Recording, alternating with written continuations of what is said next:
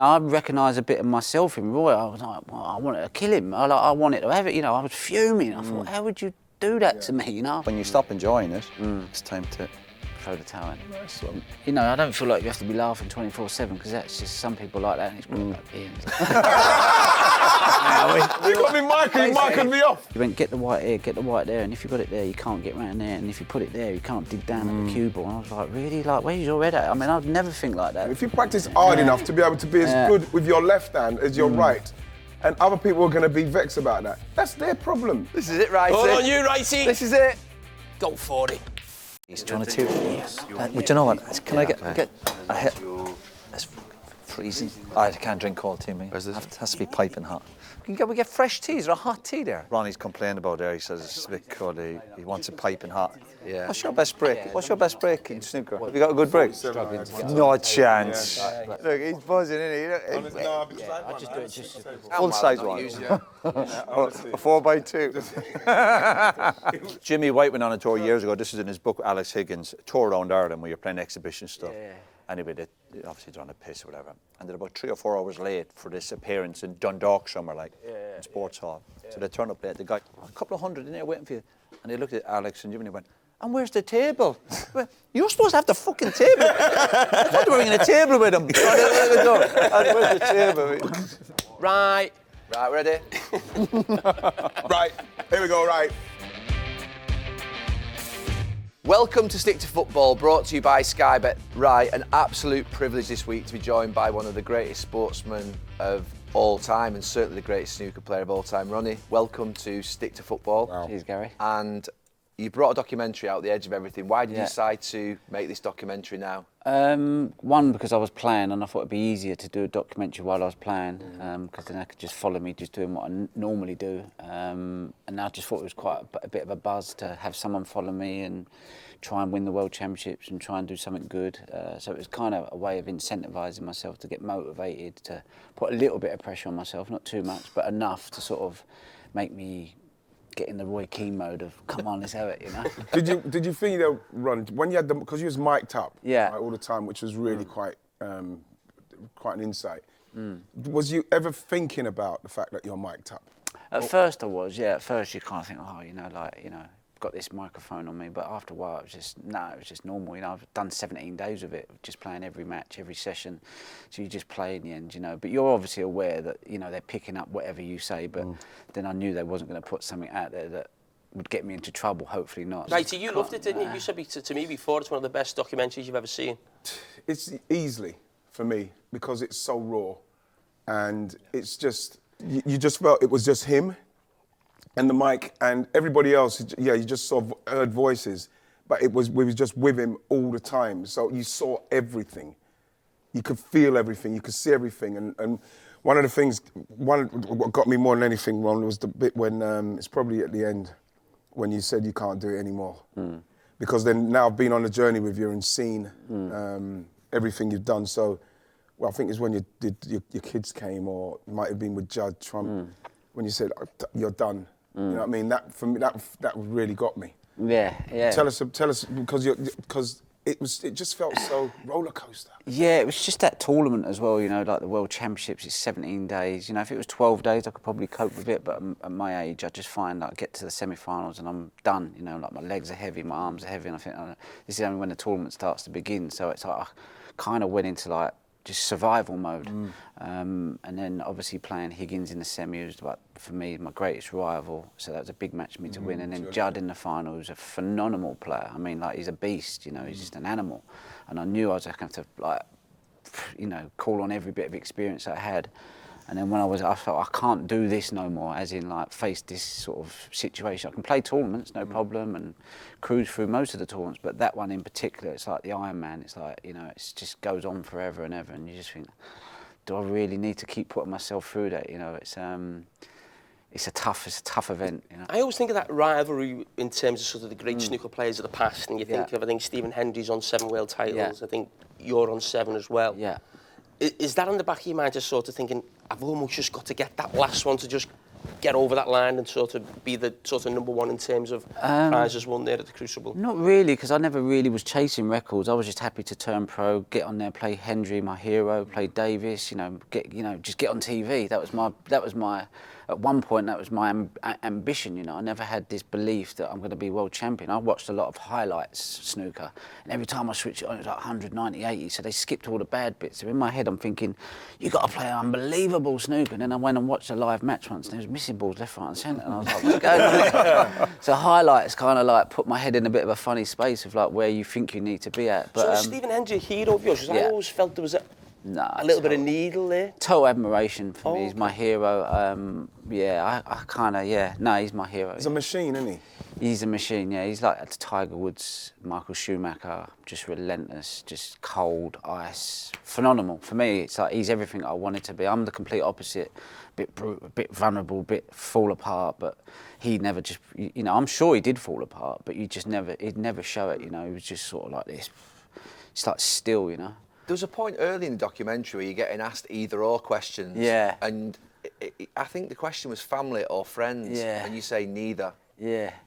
Now, do you know what it is? When How's I get... that? Yeah, because when you're in World Snooker, like, they ask you to do these interviews, Yes. and I just think... You look like you didn't want to do it. I don't want to do anything for them, basically. I try and just give them absolutely zero, because they've given me zero over the years. So whenever they ask me for something, I think, you're getting absolutely nothing out of me. And that was my whole point. It's just But you ended up laughing at the end of it, didn't you? Yeah, no, because I feel like I'm yeah. just sort of giving them. I'm not giving them nothing, so I just think sweet, and that's why I'm laughing. So I'm thinking you're hating it. I don't care what you do. I don't care what you say, but let's just go and go through the motions. You're the man who's lived in snooker and sort of brought more eyeballs to snooker than anybody. What is it that you just despise, don't like about the I'm authorities? just not good about being told what I can and can't do, and I think there's a kind of like a restriction on you. Although it's an individual sport, they're more thinking of the collective, like what's good for 128 players. And sometimes what's good for 128 players isn't necessarily good for me, so they want to treat you all the same, but then they want me to do extra work, extra this and extra something. I'm saying you want everyone to be equal, but only when it suits you. So, that's when it becomes a little bit difficult. So me doing my own thing sort of doesn't sort of sit right with how they like you all to sort of stand in line, I suppose. What I enjoyed about the show, Ronnie, was the conflict obviously in your head, and I felt really uncomfortable watching a lot of it, which is good. Because usually documentaries, as we know, are obviously edited to look all a bit upbeat and whatever. That was so that was edited. I'm sure it was. You want to see what I was really like? The Samaritans 10 times worse. Oh, but I enjoyed that because obviously people years ago, particularly with sports people, it was about you just want to see the best bits, and as if top sports people don't have flaws. Yeah. So I think it was nice to see all that side of it. I know it was edited, of course, but it's still, I thought, very, very powerful. You know what? You know what I loved as well, Roy, is the because I can't watch. I was saying I've done an interview last night, and they said, "What is it about?" And I said, "Listen, if I turn on the TV and it's like he's on, like wherever it is, Eurosport, wherever it is, I will watch. I watch. I'm sucked in. I'm in. You know what I mean? I've watched a couple of these 147s. I even watched the one when you didn't plot the black, which I was like, wow, how can he do that? What was he going to get for something like $3,000 or $5,000? And so check with the referee how much it was. I knew what the price was, but I thought, like, how can I put my point across without, like, because you go in the media, you say stuff. Explain it to people, Ron, because it's a 147. It's perfect. Yeah. To do that, and How much Ron's done it in Ronnie? It was about £4,000, I think. But but the reason you didn't do it was because it was so low, isn't it? Yeah, we used to get cars. Right. For every tournament, we used to get a car, and I used to look at the car, and think, that's worth getting. Yeah. So I'd get it, and then it was like a nice little prize. And then they stopped that, and then they stopped the 147 break prize for Sheffield. And I went, well, that's me out. I'm not making no more maxes. I can't help it, I'm just, So and then I was like, so I knew it was $4,000, and I went, okay. On the second red, I went, what's the 147 thing? Because I thought you've got to like kind of create a bit of a storyline here. So he went, he said, I don't know. You better find out. Then. So I was waiting around. When I look back, I think the next red was right tricky red. I thought, bloody hell. But you just get this instinctive feeling sometimes. I'm having this. This is on. Do you know what I mean? Like everything can be going terribly wrong, but I just thought, yeah, I fancy this little Max here.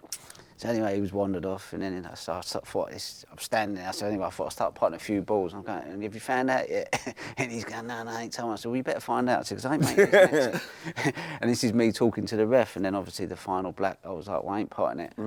But then Jan No bother about the you put the supporters guilt on watching. me. No, No, because I love the fans. I love the fans. I know that. I do. Of course. It's not about the fans. It's more making about a point. Yeah. It's more about valuing the players. absolutely. I'm not on about. It's just the players. So sometimes I'm doing it more for the players because the mid-rank, low-rank players have got it 1,000 times worse, and they kind of haven't got a voice, and they don't really get valued for all the hard work and effort they get put in, and that's what I find difficult. So, but that's just. Do you feel almost because you are the biggest name in snooker? Yeah. It almost feels like to people like us, you are snooker. Do you almost feel like it's your job to almost take the game on, to fight for the other players coming through as well, because you've got such a big profile? I think they should be treated better, more fairly in a way, given better formats, better sort of structure to all, so they can be a bit more, it's more of a professional job rather than sort of, not knowing when your next paycheck's going to come and sort of like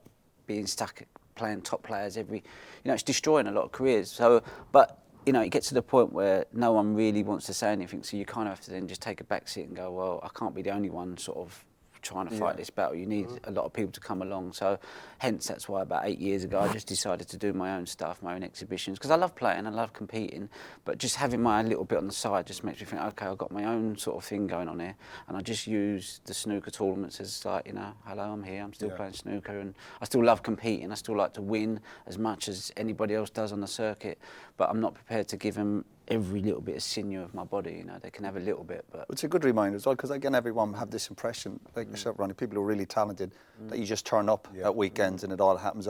It's people do, they forget about it, and we probably guilty of that as well. You watch people who are really talented go, but again, the pressure you're under, the demands, the sacrifices, it's a good reminder to everyone that the sacrifices have to be made. Yeah. Talent certainly isn't enough. no, it's never enough, is it? When you were watching the documentary, did you see a little bit of yourself in Ronnie? It wasn't that bad. No, not really. But I can identify with people who, the demands and the pressure and your people pleasing and your pressure from, obviously within, pressure from family members and supporters. Yeah, I could identify a lot of what he was going through. Absolutely. That mental pressure. I'd like to think we've all suffered some sort of mental pressure in different situations in our own careers. But, looking at the snooker again, maybe obviously we were part of a team, and I've read stuff about snooker players slightly different. If you make a mistake, you got to sit there and watch. At least with football, we can maybe react quickly, whereas you have to sit there and take that punishment. So I'm guessing mentally it must be a lot tougher. I don't know. That feels like something because like I say, I watch you a lot, and when you miss, I always watch you sit down and see what you say. It was good to see you sitting down because I would be saying what you're saying. Fuck. Yeah. And so when you sit down and then someone like Judge, what do you actually think about when you're seeing, is he going to miss? Oh, he's not missed. What do you think about?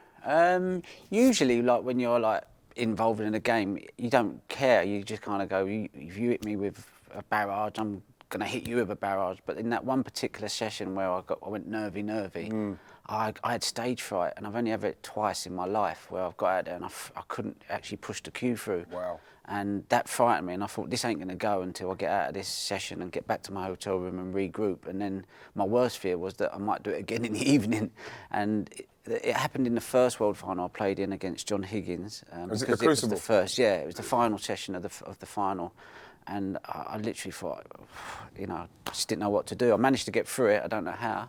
And then it was the next time was against Judd, and maybe it's because it was my last potential final, and I had such a big lead, 12-5. I was sitting there, that's why I was thinking, I don't know what's happened here. Has he played terrible? Have I played? I wasn't quite sure how it had happened, because I was thinking this is going to be a ding-dong battle, and at 12-5 everyone's saying it's done, it's dusted, it's 7, let's get on to the 8th, and I'm thinking this ain't done. Leads get, like at the Crucible, leads get taken away. It's a bit like, when Liverpool played in the European Cup final, 3-0 lead. Momentum is huge, isn't it? 3-0 lead might be big in most matches, but when it's the European Cup and you got it and it's all charged up, one goal can really shift it, and it's sort of like the pressure just does weird things to I mean, look at AC Milan, a tough team, but they crumbled, mate, and you just was on them, and it's like, and that's what can happen at the Crucible. It's well documented, your relationship, I think, with Steve Peters, when you're talking about, obviously, in-game as well. Is he at the games? Is he someone you speak to if you sort of go into an interval, or is there someone around there you speak to get through those moments? For the first year, he was in my dressing room the whole time we worked together because I needed it really. I needed to sort of have him there. But then after that, I was all right, and I know he's a busy guy, and I didn't want to take up too much of his time because obviously, you know, and so we do a lot of stuff on the phone call. And he said to me, look, he said, I can only show you, tell you. He said, if you're not prepared to do the homework, then it's not going to make a bit of difference. So I was like, okay, cool. So I'd done the homework, and I still continue to do it when I need to do it. But yeah, you know, I feel I'm all right now. The biggest thing was just realising why I used to just throw matches away. I used to think I was doing it because I didn't care, but I did care. It's just that I couldn't cope with playing badly. So I'd be looking for the exit door, whereas now I play bad and I just think, no, just grind it out, just grind it out. So all it's done is added a bit of resilience to me, you know, and so I win a lot of matches now where I'm probably not the better player, but I just dig in and kind of get it to the tight part of the match, you know. I think if it's first to 5 and I can get them to 3, or I think, oh, okay, right, so I fancy my chances here, you know, I could have lost that match 5-1 pre-Steve Peters, so it was getting through them moments which has really helped with Steve, and you know, it's gave me a chance to sort of fulfil my potential, if you like. The first time I watched you live, you were actually losing out, I think, the World Final. Yeah, that's right. 5-0 or 5-1. Yeah, 5-0 down, yeah. Yeah, and I remember sort of seeing you in the interval. It was a situation where your former coach who coached you was coaching, you know, the opposition player at the time. Yeah, I didn't mind him coaching. It wasn't that he was coaching another player, but at the Crucible, obviously, it goes on for 17 days, but my ex-coach had about 3 or 4 players, and they'd all got beat, and he disappeared. So I thought, OK, he's gone. Didn't see him for 10 days. And then 10 minutes before the final, I've come in, and he's getting balls out for the fella that I'm playing. I went, oh. That's a nice move. Just straight away, I recognise a bit of myself in Roy. I was like, well, I wanted to kill him. I wanted to have it, you know. I was fuming. I thought, how would you do that to me? You know, I was gutted. And I went 5-0 down. I'm like, Ray Reardon's in the dressing room. He don't know what's going on. He's like, what are you talking about? Calm down. I was like, calm down. I said, like, so anyway, I got to 5-3. And I got him on the phone at the interval, and I'm chatting to him. I can see him talking down in the car park. He couldn't see me talking to him. He's walking around like that, and I was on him, you know. And I had to say what I had to say. And anyway, my mate reminded me what I said to him as well. I said, don't worry, I'm going to bash him up as well. He's going down there, you know, because that's just in me, you know what I mean? But I have to calm that down, you know. It's like, as a snooker player, you can't really, but it's in me. It's like I can't get it out, but I have to sort of like recognise it, you know it's me, but park him up a bit, you know. It's gets you into trouble sometimes. Yeah, for dessert. Ron, can you remember your first real proper significant break when you was younger? So you think, wow, really good. What was it? My first breakthrough was when I was about 12, because it's all right having the odd good frame. You make 100 or you make whatever, and then like you play 6 or 7 pathetic frames. Yeah. But then when I was 12, I was playing a pro-am, and I went long red 80. Next frame, long red 90. Next frame, long red 100. And I went, okay, I'm a player. Right. I thought I'm a proper player now, because it's about doing it regular. You know, and for me, it was like, oh, okay. You were 12 then, you were saying? I was 12, yeah. And that's when I thought, I ended up winning the tournament, which was like a pro-amateur. It was like a mixture of amateurs, professionals. And then there was me, this 12-year-old, beating pros and amateurs. So it was a big turning moment in my career, mentally, belief-wise, you know.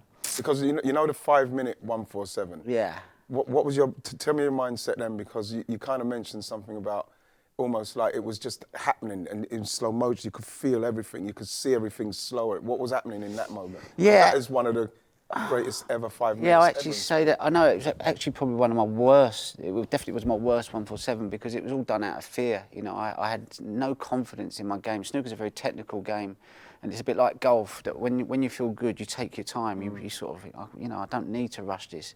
But at that time, my game, I'd got a lot of bad habits, and I didn't really fancy potting a lot of balls, but I know I had to go for them because it was the right shot to go for. But to make the 147, I was so unconfident that I just thought, get this over and done with as quickly as I can, so I didn't have to think about it. And then I'd done it, and I was like, oh, thank God that's over.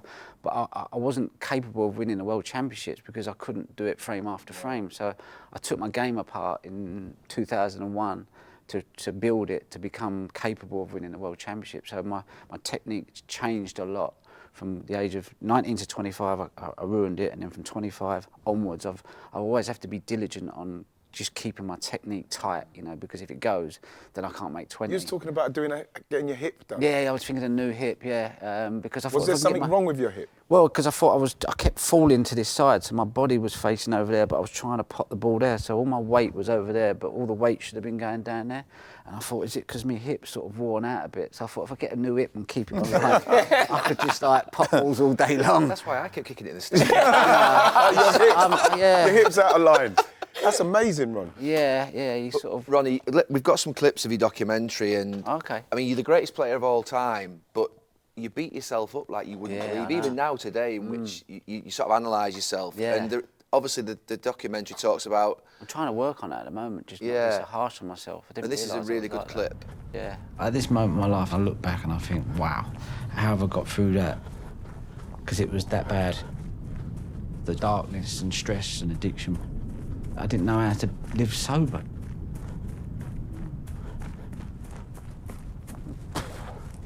It's not healthy to wrap your identity up in what you do as your work, and they tried to teach me that in the Priory. But I find it really hard. And I realised that, you know, my addictions are good in many ways because it drives me on, but it just needs to be managed.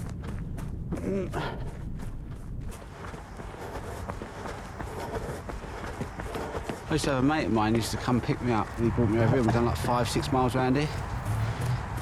He weren't even out of breath. I was dying. And that's when I got into the running. I was already out of rehab. So I was in a decent place, but this was just like the final piece, I think, the jigsaw for me. Do you know what I mean? Just for like my mental health. Hashtag mental health. I've been saying it for 20 odd years, mate. That's the funny thing. People go, you know, when I was like come off the table, he's not, he's this, he's that, he's not right. Now all of a sudden it's cool.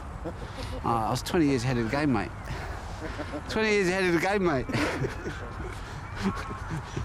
They're all joking on the bandwagon, and that's what I love. You got all the bandwagoners. Oh, mental health. It's cool to be mental health, you know. Fucking does my head in. I don't know what a bit of mental health is. I get out and have a bad day. Not enough likes. I'm having a fucking mental health crisis. Jesus Christ, what is it all about, eh? It was interesting last night because, like, Alistair Campbell. Yeah, he kind of said something about, almost pulled you up about Didn't like that, it, where you could easily see that it was tongue-in-cheek, what he was doing, which was somebody who's been able to deal with mental health and speak about it in a way, he's had it in at such a period long before everybody's going on about it now, which is quite a serious thing, but I thought that you dealt with that pretty well with him.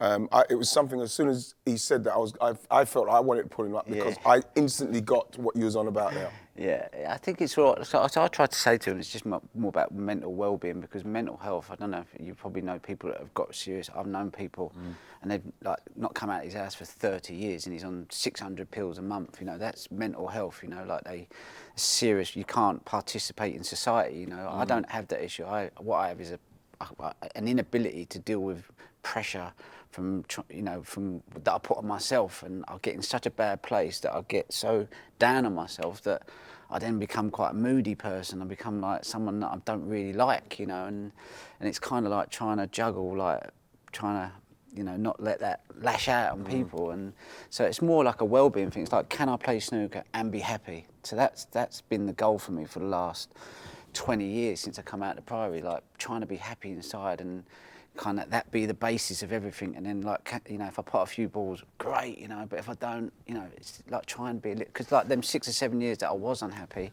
I couldn't go out of my house unless I had a chemical substance, because I lost my confidence. You mentioned on there that you've almost got to the bottom of it, that maybe some of the demons that you've got through your game, it actually drives you on. And I just think, of us four here, obviously we're not playing an individual sport. I actually, obviously you've got a relationship with Steve Peters, he was at Liverpool as well. Yeah. And he come in at the end of my time there. And when I used to chat to him, it was something very, very similar, and I'm sure we'd be the same in that. It does affect you, doesn't it? Your performance, the sport that you're involved in. And I used to get really sort of like, if I'd had a bad game or made a mistake for the goal, I'd find it really difficult to get over. I couldn't just erase it and move on the next day, and I found it really strange when players could. And I saw Steve Peters, I saw Bill Beswick, who you guys know as well, and you're not fixing it, you're almost accepting it, that's just you, that's who you are, that's what drives you on. Because that feeling that you've got of being down and being angry about a performance, it actually drives you the next training session, the next game. It's just, you can't get it out of your head. I mean, is that something similar for you, Roy? Exactly, yeah, absolutely. That's why we could identify what we were watching and what you're talking about. Yeah, the demands you put on yourself. Yeah, you put yourself under huge pressure and you can make yourself very, very ill from it. And then if you're not eating properly, there's a whole knock-on effect. We talk about mental health, identify with all of that. Listen, people turn to what? Drink, gambling, drugs, whatever, women, whatever it can be, And I think a lot of top-level sports people have got them kind of flaws. It is about accepting it, obviously, and trying to manage it. But also, that's part of your DNA and that's part of your personality, But again, you're on about there knocking yourself for the stuff you put yourself under, but you also have to take it easy on yourself because that's just part of life, isn't it? Maybe as you get a bit older, there's no end game. You know what I mean? When you stop playing snooker, you probably put yourself under pressure in different ways, whether it be how you raise your children or whatever relationship. That'll always be there. As if I know what I'm fucking talking about. You don't kind of accept it and manage it. Yeah, you're right. Yeah, absolutely. Yeah, but I hear what you're saying. Lead all that bit. Ronnie, it's the strongest portrait I've ever seen of the ups and downs of world-class sport. And you talk there about addictions are good, they just need managing. How do you manage them? You just have to. I keep a diary now because I know that it can get out of hand. So I kind of go, right, I'm allowing myself 120 days away from home. I'm allowing myself to practice for 10 hours a week. So I do little things like that, and if I go in at a tournament and I'm practicing, I'll switch my phone on for 50 minutes, and once that alarm goes, it's like cues away, because what the temptation is that you'll miss a ball and you'll go, I better put another 2 of the 3 of them, and you start to drive yourself nuts, because you become very obsessive. So my way is kind of set myself little, that's it, that's enough, before I even have a plan. And once I've got a plan, I stick to the plan, and that's it, and then I switch off. And it's kind of like managing that obsessiveness to not get out of it. I mean, sometimes I'd play and I'd have blisters on my fingers in preparation for a tournament where I play hours and hours and hours. I've got to get it right, and my fingers would be so sore that when I come to play in a tournament, I couldn't put my hands on the table. And I thought, so I was over practicing, and when I got to the tournament, I was kind of like burnt out, really. So it's just finding the optimum level, really, and it's quite amazing what you can get away with. I think there was Ledley King at Tottenham. He was such a good player, but he's got these injuries, but he could only train once a week, but he still performed for Tottenham. It's like, how do we kind of get him out on the pitch and get the best out of him, because he's still a fantastic player, he's still useful for us. He can't do what the others, or what he used to be able to do, but so it's kind of like working out, how you can kind of still keep going without destroying yourself. You have to remind yourself why you started playing snooker. Yeah. Soccer, we're talking about the pressure. We see all the images of you as a kid there playing snooker. Yeah. And obviously you're smiling a lot, whatever. Yeah. Because you were playing to enjoy it. Yeah. And we did soccer, but then we're talking about pressure at Liverpool, Arsenal, big clubs, United. And that enjoyment goes, doesn't it? But it's do you sad, find you could have been as successful without that intensity? What? No, absolutely that's not. what I'm saying. That's why it's a balancing act, but it's just how much you kind of take home to your family and how much you suffer with it. That's not really, like we saw the clips of you really suffering. I'm going, that's extreme suffering. Really, yeah. Yeah, no, yeah. It is. It's not worth it. Because we all start playing the sport we love, because we love it. Yeah. But then pressure comes from within your crowds.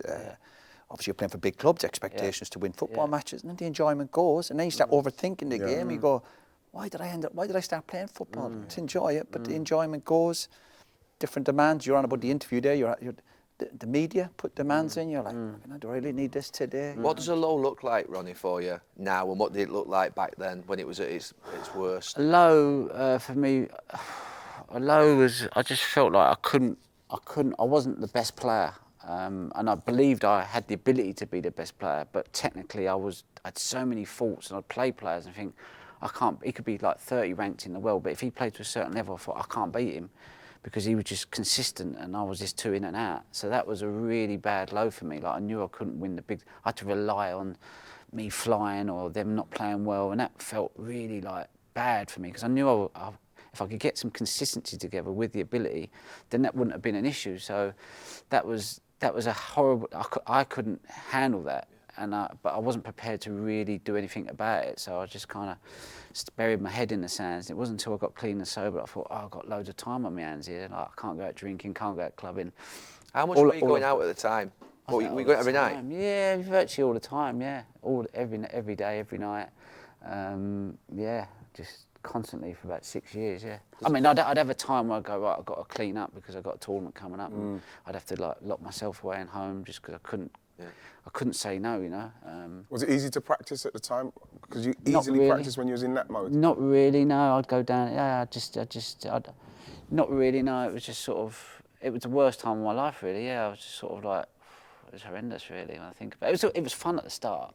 First 2 or 3 Picture of you years. with Keith Richards and Ronnie it Wood, it looked fun. fantastic. You know, in the last 3 years, I thought, Jesus, this isn't fun anymore. I felt like, I just felt like a bit of like I've let myself down. You know, I hated myself. I really did. I think I was with you at that period of time as well. I was in Manchester when I was in the back of the car with you, and that was the bad time for me. That was a tipping point. No, just in See, myself. that would finish anyone off. That was one of where I was really suffering. Yeah. That was that time. Yeah, I can't remember what year it was. I came to watch it at the Masters as well. With Yeah, Bex. Yeah, we've got it here. It was a Let's sort of see. funny old Let's have time. it. Gary Neville in the Match magazine. And it's a potluck here. So, snooker may seem like the most boring sport in the whole wild world. Not my words. But Man United stars Gary Neville and David Beckham saw the better side when they went to watch a recent final between Steve Davis and Ronnie O'Sullivan. How could snooker possibly be good? Because the game was interrupted by a female streaker. That's how. Wow. And Gary was pretty chuffed. That was a bit different, he said. Does that always happen at snooker matches? I really enjoyed it. So the only way Gary Neville enjoyed snooker was the streaker? No, I used to love snooker, honestly. I used to love it. But the picture of you with Ronnie Wood and Keith Richards at the bar, I mean... Jimmy as well, wasn't he? Was Jimmy? Jimmy was there as well. Jimmy, man. I mean, that's a hell of a picture, that. Yeah. What a night out that is. Yeah, we had some good times. They were great nights. Well, they turned into days in the end. They knew how to party. Like, I thought I was good. I was just reckless. But Ronnie and Keith, they had it down to a fine art. They'd have a different drink for different times of the day. They'd have a little sleep for 2 or 3 hours. Is that dangerous to be amongst that kind of like caliber of drinker? No, because I was worse than them. It was like, in the end, Ronnie was saying, you need to calm him down. To my mate, he went, calm him down. He's getting a bit out of hand. But obviously, this was all stuff that was revealed to me later on down the line. But yeah, that's what happens when you. Was there a point where you just went, that's it? That's it, yeah. What was the point where you just stop and you go, that's it, I've got to change? When I was, I just couldn't go out and have a game of golf without having a few drinks or a couple of spliffs in my pocket, because I just didn't have the confidence to just be myself, And that's when I thought, I'm banging trouble here. And then I had three TVs in my hotel room once, because I had one to watch the TV, one for my PlayStation, and one for something else, for videos, because I just couldn't face being sober around people. And I thought, this is really bad, And then I was kind of like, I need to sort this out. So that's when I phoned someone from the drugs helpline, and boom, got me in a priory, got myself clean, and then thought, okay, I feel like I was just Threw the towel in, yeah? Yeah, through the towel in, I had to, it was, When you look back on it, what do you feel like when you look back on it? Do you feel like, I'm somewhere, you can't regret what you've done, obviously, you should never have regrets, but do you feel like you needed that to be where you are? Or no, I did have regrets, that's what I say. Like, when I say regret, that I regretted picking up a drink and a substance to sort of get through my bad times, and it got out of hand, and I just think, that's why I feel grateful for everything I've got now, because I remember them 6, 7 years. And if someone said to me, "Look, we're going to get you out of this, and you're going to be happy, you're going to be, you're going to be able to play snooker, you're going to be a bit of a miserable twat, you're going to would you take it?" And I go, "Yeah, I'll have that all day long," because that's how desperate I felt at the time. So I remember them times and go, you know what, just be grateful and thankful that you've come out the other end, because a lot of people don't. You see a lot of other sports people, a lot of people just, they don't kind of get back. It's just sort of keep going downhill. How's that decision when I'm not drinking no more? That's me. Well, but like Ronnie said, you just throw the towel in. You think but we're talking about getting to a certain place and you are drinking and you're doing it regularly. But now, this day, like today, you've gone, That's it. But it mightn't be a particular day for anybody. It might just get to a stage where you're not enjoying it anymore. You get to a tipping point. You might just get to rock bottom. You go, I'm not enjoying it anymore. You're upsetting people around you. And that's you go, I've had enough of it. It's just, sometimes it is as simple as that, but you have to get there. Yeah. But I think you have to go easy on yourself, Ronnie. You're on about there, the regrets. But sometimes you have to go to these places. You have to go to these places again, as if I know what I'm talking about. But you do. You have to hit rock bottom to say, listen, this is not for me. And, you know, you had some great times, but when you stop enjoying it, and it's time to throw the towel in. Nice one. You talk about happiness, Ronnie. What does happiness look like? Just contentment. You know, I don't feel like you have to be laughing 24/7 because that's just some people like that, and it's great. Like Ian's.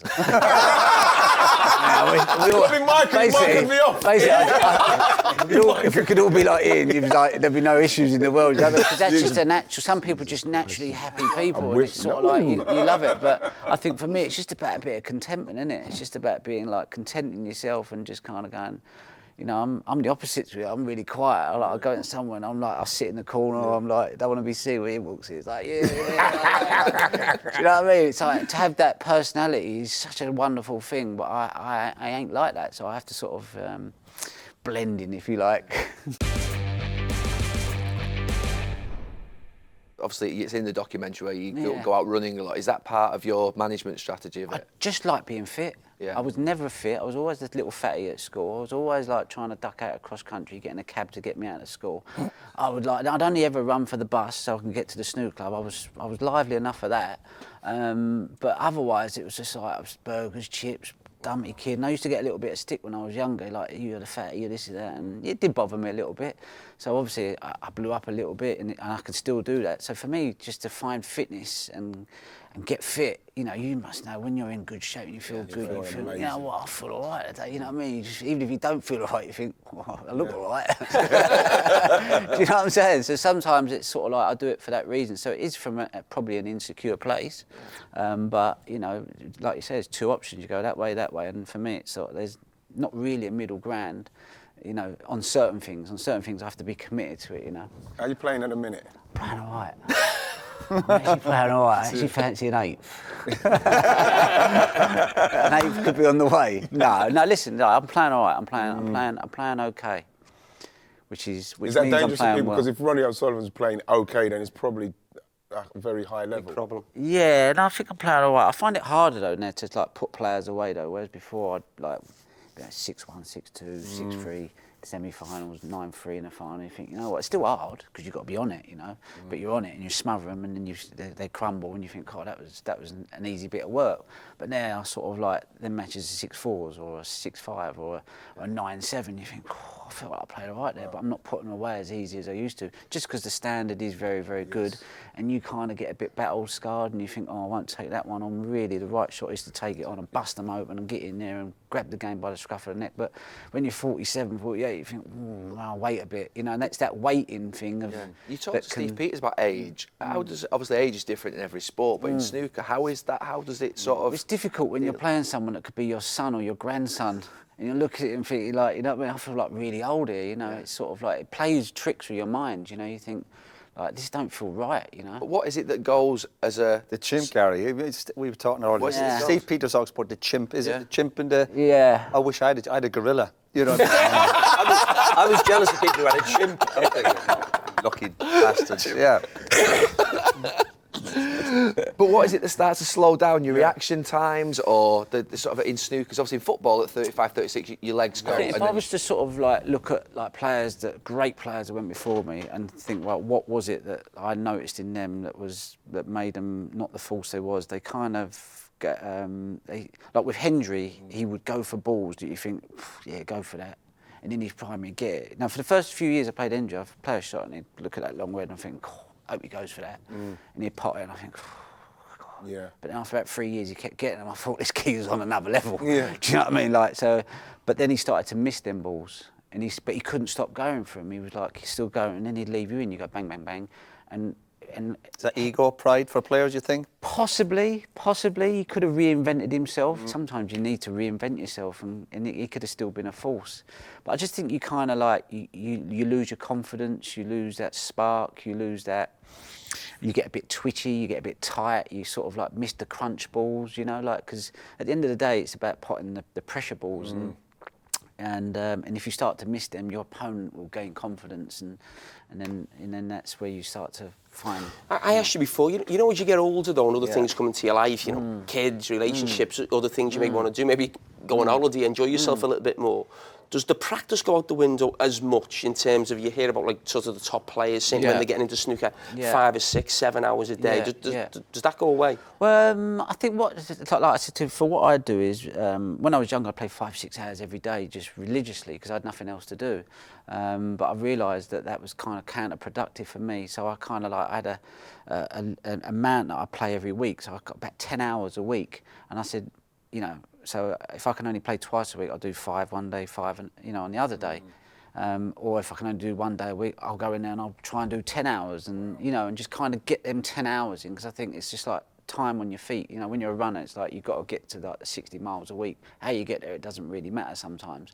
And so that's the same with the snooker. I think as long as I clock the hours up, it's in the bank. You know, and if I go and play, it's all a bit of touch and feel. But you know, sometimes you just play out of guilt. Sometimes, like Steve Davis said, I practiced out of guilt in the end, just because I thought if I'm not doing enough, then I feel guilty. And it's like, so that's where Steve Peters really helped. He was like, well, we'll get rid of that. Or just, because I was quite superstitious as well. Same shirt, same this, walk there, that toilet, that dressing room, drive myself nuts. And then he went, Steve Peters, what are you doing? He went like, no, we don't go like that. He says, you start having a bit of belief in yourself. And I was like, okay, that sounds a bit better. I like that one. I was going to Ron, like when you're getting into that last frame and it's the break. Now you're in a break and you're getting in and around the 50s and 60s and it's the one to win. Does the pressure come harder then? Because if I sink these 3 now, I've won it. I like that situation. I always enjoy that situation more, because the commentator says, "Oh, he's in now. This could be it." Yeah, I mean, because you put like the whole match, you're thinking like, "Give me that. I want to be in that position," and it's not easy. Like I said, when I had that big lead against Judd, every time you didn't kind of put him away, you think, "Oh, is this going to be like, if I lose this match, they're all going to say, oh, he bottled it, is this and that." So that all goes through your mind. But I always find that once I get to that one frame, I think, oh, we just need like one knockout now. It's like, let's go for it, And do you have do people underestimate your safety play? Do people take that for granted with you because they think you're just obviously brilliant at potting balls? Potting balls, yeah. I think yeah. Your safety's I had to be. I got coached by Ray Reardon how to play proper safety. He used to remind me of a vampire when I was young. He used to frighten me, Dracula. He used to frighten me. His hair was all slicked and everything. Unbelievable, but he was granite, mate. He was so like, you know what I mean? Like, I had 2 years of him, mate, and he blew my mind. Every practice session, I was like I'd want to just pop balls, and he was showing me safety. And at first, I thought, oh, do I really need to know this? He said, I'm going to make you impregnable. And I went, what does that mean? He went, there's no weakness. He said, you can pop balls, make breaks. He said, but I'm going to make you the best technical safety player in the world. And once he writ down an 8-shot sequence. If there was a re-spotted black, he went, you'll play this, you'll play that, you'll play this, you'll play it. And I'd done it once, and he was right. He'd done the 8. I went, you're too much. But he just taught me certain things. He went, get the white here, get the white there, and if you got it there, you can't get round there, and if you put it there, you can't dig down at the cue ball. And I was like, really? Like, where's your head at? I mean, I'd never think like that. So at least you were open to learning, Ronnie. You know what I mean? You didn't just depend on, again, your potting balls. I was fascinated. I was like, so in the end, we'd go into the practice session. And I said, I don't want to pop balls. Just show me safety. Show me what to do here. I want to know. And he'd go for like 4 or 5 cushions and go and nestle it. And I'd go, and then sometimes I couldn't do it. And he'd go, give me the cue. And he was like 85 and he'd do it first time, and I'd go, done my head in, you know what I mean? How does it come about with playing both-handed? That's something that... left-handed? Yeah, I don't know, I just got so frustrated, like I said, from that period of 19 to 25 where I was trying to self-coach and I messed my game up so much that I couldn't, in the end, I didn't know where to start and put it right, so I started playing left-handed, and I thought, oh, this feels how I used to feel when I was 12. Could you pot instantly? It just felt easy, yeah. Well, it sounded right. I'd hit the ball and it sounded right, and I thought it was just the sound that kind of I enjoyed. It was like a thud. Right. And I thought, oh yeah, that's gonna. That's the players get annoyed with you? I would. Yeah, Robbie got fuming with me. He didn't want to shake my hand, but he thought you took a piss out of it, yeah, he thought that. Yeah, but you weren't taking a piss. No, it was really hard because I'd been practicing. No, a little bit. If you come on, man. If you've practiced, James, if you practice hard enough to be able to be as good with your left hand as your right, and other people are going to be vexed about that. That's their problem. It's not taking the piss. You didn't feel bad when you scored a goal with your left foot, did Of course not. I was so natural. I didn't even remember I scored with it. I think it was when I played the odd few shots, Robbie Doo took it really, and I can see why he thought I was. Yeah. You know, it might have been. Was that the first time? That was the first time. And then a year later, I was playing Peter Ebdon in the semi-finals of the Premier League, and it was just after the World Championships. But I've been playing all year left-handed. Yeah. And I was really wanted to do it, but I thought about the Robbie Doo thing. I thought, no, maybe this is like not the right thing to do. And then I went 1-0 down to Ebdon in the semi-finals, and I was so bad. I thought, oh, I don't care. I'm going to get beat 6-1 here. No, don't matter. So I thought I'd play left-handed. Anyway, I beat him 6-1. With your left hand. And I went 60, 70, and it was good. I played the odd shot right-handed because I thought, you know what, there's certain shots right-handed that I felt more comfortable with. Yeah. But 90% of it was left-handed. And then I had Hendry in the final. I thought, this has worked for me so far, but this is the ultimate test, you know what I mean? So, but I could only do it probably about 60, 70% against Hendry because his flow was so good that I felt quite pedestrian, so I had to mix it up. And then I beat Hendry in the final as well. So I think once that happened, everyone was like, oh, maybe it's his thing. It's all right now, you know? You're an unbelievable entertainer, and there's a point in the semi-final against John Higgins. I think you go back to your change room. You said, I'd rather lose playing a winning game than win playing a losing game. Yeah. Do the slow players, the sort of like, when I was growing up, those players existed, those ones that take age over a shot, they're walking around the table. Yeah. Did they drive you crazy? They drive you crazy until you find a way to unlock and nullify what they do. You know, it drives you crazy when it stops you from playing the way you feel like you want to play. So it's finding out how you deal with that, and because you can't stop it, and that's what's been the fun part, is going, okay, right, I've got, you know, right, I know how to play him. I know how to play him. I can deal with that because, like you say in snooker, you are sitting there in your chair, and you can't have an effect. You know, you got to hope the ref goes, look, mate, hurry up. We've been turning 2-3 minutes. Do you ever say anything to them? Falling asleep, like, but they don't. So you Do can't. you say anything to them? Do you ever said, come on, get a shift on? You can't. You can't. Yeah. That would show weakness. You want to. That would show weakness, surely.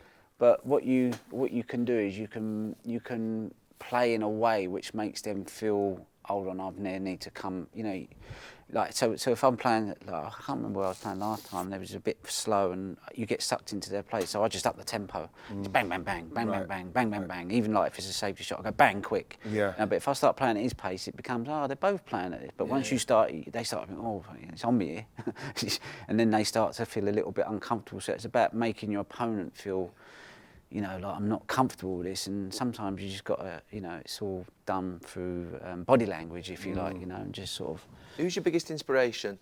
Just in your general, life, your whole life. Who's been the biggest influence on you? That's helped me, you mean, Yeah, or who's influenced who you are today? It's hard, really. I suppose my dad had a big impact on me in the early days, but I think, obviously, I'd say Ray Reardon and Steve Peters were really the two people. And I can't miss him out, Frank Adamson. Frank Adamson he was the guy that I went to see when I went, right, build me a new game. And he went, oh, I'm a bit scared, you know, I went, don't worry. I said, I'm useless. Like, you know, like, we need to, like, you know, I know you coach Stephen Lee, I love his cue action. If you can turn me into him, we're going to win tournaments. So it took us a year, and I used to go and see him every 2 weeks in Bristol and spend, like, hours and hours. And you know, it wasn't until a year of working that I went, okay, I feel comfortable now. We're kind of like, we've got a chance of playing. And we won the World Championships in the first year. Wow. So Frank Adamson was, like, the perfect coach for me, because we sort of got me back on track. For all your flaws, you've done all right, Ronnie. Don't worry. Yeah, I think you've got to have flaws sometimes to achieve. It's sort of like, if you feel like you're comfortable, it's sort of like you get a bit like lazy, I think. You know, sometimes you think, oh, I've got a bit of a weakness here. It makes you work. I mean, you look at Ronaldo and people like that, you think, like, that geezer never wants to stop moving forward. You know, you like, slow down, mate. Enjoy, you know what I mean? But it's that intensity, I think, that makes. Do you look forward to almost retiring and snooker not being a big part of your life, or is that a fear that you couldn't sort of live without it? I used to think, like, I don't want to keep playing and having this life. But as I've got older, I've started to appreciate it and think, you know, it's actually, listen, a lot of people out there, it's very hard times for them. You know, they get up in the morning, they have to go and get a job, they have to, like, work all day, they've got a boss ring them up, you know, you're not on time, you're not doing anything, and bills are getting high, and it's a tough times for people just to survive. So I'm sort of very grateful that I'm able to go and do something that you know, is something I love, and I just have to manage it. But so I appreciate it now more and see it as a job. And sometimes I don't have to play brilliant. It's just when they go there, the fans have bought a ticket, they just want to see you, and they go, all right, and that sometimes that's just enough. And if I play great, that's a bonus. If I play mediocre, it's still a good one. If I have a stinker, I'll try and make up for it and do something where You pick and choose your tournaments. Do you have to go to is there places you go, I can't be bothered traveling? Yeah, you can pick and choose. Right. You can pick and choose, but you're obviously you want to keep your ranking high enough, so you have to play enough to sort of keep it up there. But I prefer to play in Asia because of the tournaments. They've got the scale, they've got the resources, they do it properly. If you're going to have 128 players, you need a lot of resources in that. Whereas in the UK, they haven't really, and so it's kind of all a bit all over the show. So I try. My main thing is to play as much abroad, like in Asia, because they're just better events, Right. Well, you talk about retirement. You could be retiring today because we've got a pool table over there. That we're going to have a game. And if you lose, to be fair, so it's you and Cara against Roy and Wright. You're going to beat me.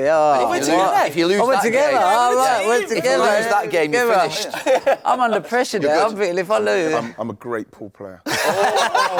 No, but I'm not going to say I'm Well, he not has to be good at one sport, doesn't he? I'm not going to say I'm bad at any. This could be your early retirement. So let's wander over to the pool table I'm never gonna and finish with watch a game of football. pool. Yeah. I'm going to commentate. Write it, you're away. Oh, game over! Game over. Carry on. I know we all. He's Ronnie on, don't we? He's fouled on the first. Yeah, but I tried to. Ron, bit of advice where we going here. Do the Reds. What's wrong with it? All round the pocket. I've gotta go. Go Reds. Yeah, go Reds. Because it's Liverpool. Yeah, go Reds. Yeah. Right. Is this a two-shot carry?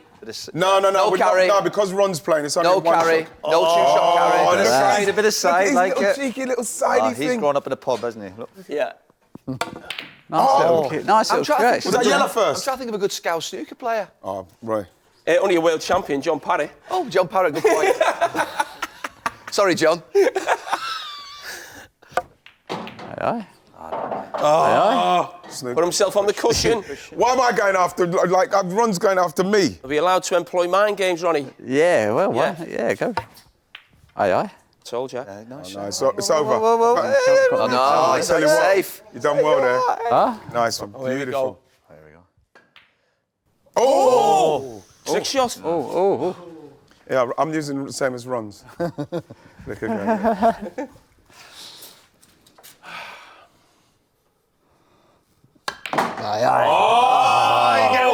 Bit of screw back.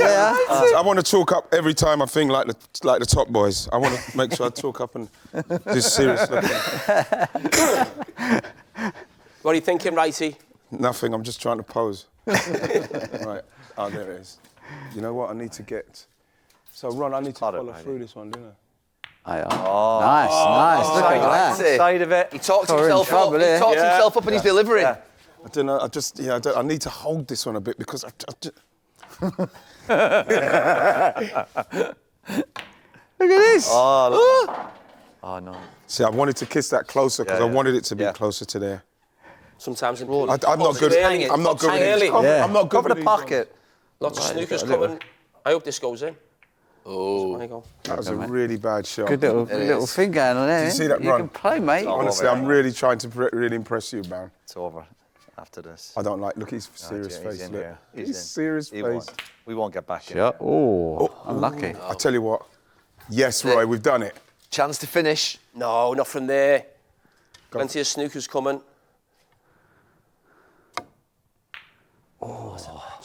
Do you know what? Boy's not leaving me nothing. That's what it is. Nothing. Got me Just under need manners here, when we're mate. playing, can you just shush, please? Fuck's sake. Huh? Okay. Yes. Oh, no, I can't All right, see we're anything. fine, we're fine. Can't see anything. See him. Look at me, look. Who's the slowest Say snooker that player of again. all time? Okay. This is one game. Right. Mouth, I'm Peter Ebdon. Honestly. Aye, look at that. Oh, problems. Hey. See. If I could, if I can hit that off there, it says I could get it Yeah. between there. No, just make sure you hit it. Okay. No, I've never Just missed. roll up against it. No. Aye. What about that? Shot. I might criticise. Jesus. See, I've left him nothing again. Look. Yeah, we're not getting back in here. No, to be honest, yeah, it's over for us. Indecision here. Oh, he's going for the hardest He's overthinking it. Oh, The chimp yes. is out. The chimp is out. Yes, yes, look what he's done. Look what he's done. Oh, that's nowhere near enough. That's nowhere near Not enough. getting back in, I'll tell you. It is against Back you. in.